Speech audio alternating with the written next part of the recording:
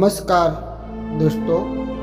अभी हमारे देश में श्राद्ध के दिन चल रहे हैं, मगर आज श्राद्ध केवल कौवे को खीर पूरी खिलाने तक ही सीमित रह गया है। मगर श्राद्ध को इतना सीमित अर्थ नहीं था।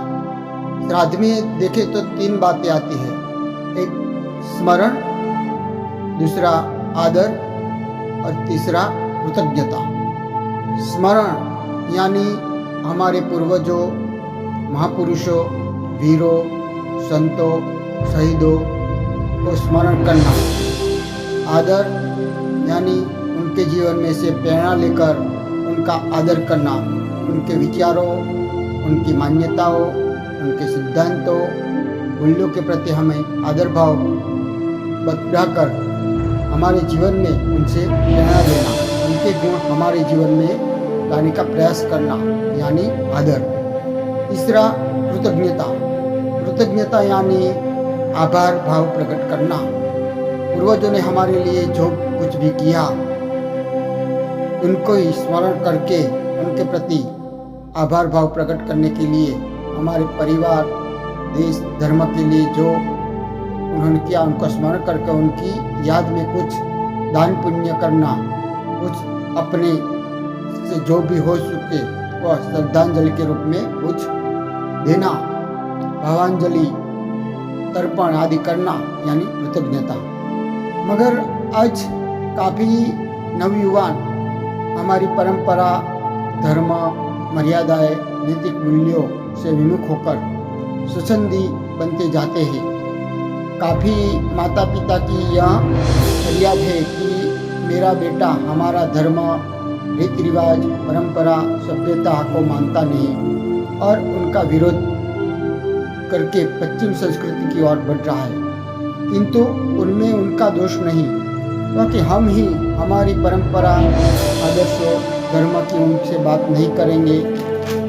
हम श्राद्ध के दिनों में हमारे बच्चों के साथ बैठकर ना कभी अपने वंश में हो गए दादा परदादा आदि पितरों के बारे में जानकारी देते हैं, ना तो हमारे देश में हुए संतों, महापुरुषों, वीरों, शहीदों, देशभक्तों को जीवन चरित्र के बारे में उनसे बताते हैं, ना सुनाते हैं। अगर हम हमारे बच्चों को हमारी इतिहास का ज्ञान नहीं देंगे, हमारी परंपराओं, सभ्यताओं और हमारे पूर्वजों का ज्ञान नहीं देंगे तो सही रूप में वो कैसे समझेंगे, वह उनके प्रति आदर भाव कैसे प्रकट कर सकेंगे?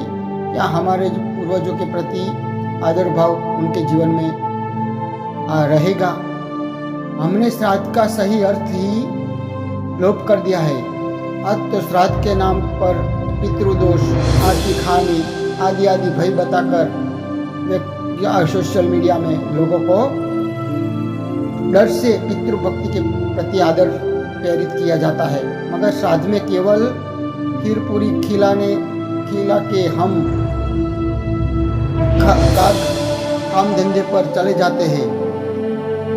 रोज श्राद्ध के दिनों में हमें हमारे पूर्वजों, देशभक्तों, संतों, शहीदों को जीवन चरित्र पढ़ना चाहिए, उनमें से प्रेरणा लेनी चाहिए और हमारे बच्चों को पास बिठाकर उनके जीवन के बारे में बताना चाहिए। इनसे उनको अपने परंपरा, अपने पूर्वजों के प्रति आदर भाव जगे। हमने बच्चों को अपने दादा परदादा की अच्छी अच्छी बातें करनी चाहिए। इन दिनों में, श्राद्ध के दिन में हम रोज शाम को एक साथ परिवार बैठकर हमारे जीवन में आए कष्ट, तकलीफ, विघ्न, हमारे पूर्वजों ने सही यातनाएं, कष्ट, उनके आदर्श, उनके जीवन में अच्छे अच्छे गुण, आदर्श मूल्य और सिद्धांतों पर उन्हें जो तकलीफ उठाई, ये सारी बातें बतानी चाहिए। इतना ही नहीं, हमारे देश में जो वीर पुरुष हुए, महापुरुष हुए, जो संत हुए, ऋषि मुनि हुए, उन सब के बारे में इन दिनों में हमें उनसे बात करनी चाहिए। उनके लिए मैं अब अपनी चैनल में वीर पुरुष के जीवन चरित्र के बारे में अलग वीडियो बनाने वाला हूँ। तो आशा रखता हूँ आप मेरे साथ जुड़े रहेंगे।